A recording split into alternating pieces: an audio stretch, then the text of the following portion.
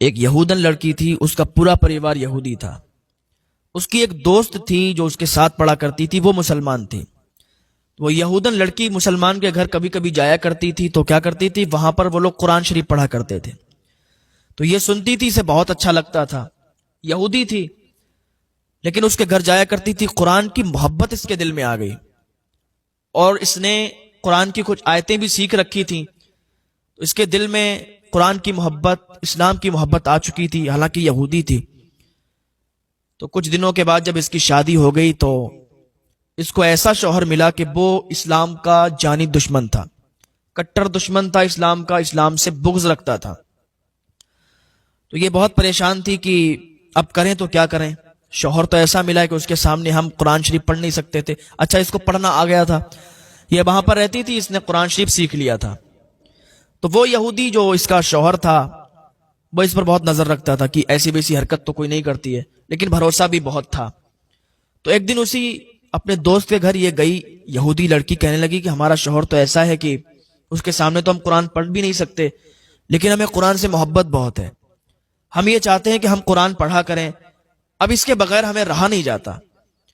تو اس کی دوست نے اسے ایک گفٹ دیا، گفٹ کے اندر قرآن شریف کو پیک کر دیا اور کہا کہ دیکھو اس کے اندر قرآن شریف ہم نے رکھ دیا ہے، یہ اپنی سسرال میں جا کر کھولنا اور قرآن کو آپ چھپا دینا، اور پھر اس کو جب آپ کا شوہر چلا جائے تو اس کو پڑھا کرنا۔ اس نے اپنے مائکے والوں سے کہا کہ یہ ایک گفٹ میری دوست نے دیا ہے، اور اس نے کہا ہے کہ اس کو ہم سسرال میں ہی جا کے کھولیں۔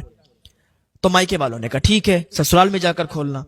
جب وہ سسرال گئی تو ایک دن اس کا شوہر گیا ہوا تھا کہیں کسی کام سے، تو اس نے گھر پر وہ گفٹ کھولا تو اس میں تمام چیزیں تھیں، اسی کے اندر قرآن شریف بھی رکھا ہوا تھا۔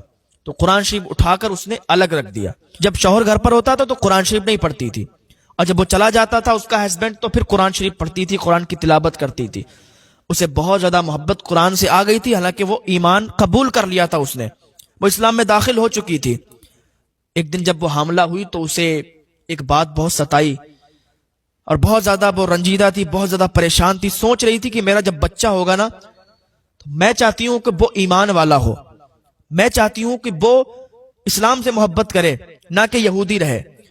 وہ بہت زیادہ پریشان تھی، وہ اللہ پاک کی بارگاہ میں دعا کرنے لگی۔ اس نے الحمد شریف کی سورت پڑھی اور اللہ کی بارگاہ میں ہاتھ اٹھا دیے کہ مولا میں نے ایمان قبول کر لیا ہے، اب میں مسلمان ہو گئی ہوں، میں یہودی نہیں رہی ہوں، اب میں یہودی نہیں ہوں۔ مولا جو میرا بچہ ہو وہ بھی ایمان والا ہو، وہ بھی محمد عربی کا کلمہ پڑھے۔ مولا کوئی ایسا ذریعہ بن جاتا کہ میرا شوہر بھی ایمان والا ہو جاتا تو کتنی اچھی بات ہوتی۔ تھوڑے دنوں کے بعد اس کے شوہر نے چیک اپ کرایا تو پتا چلا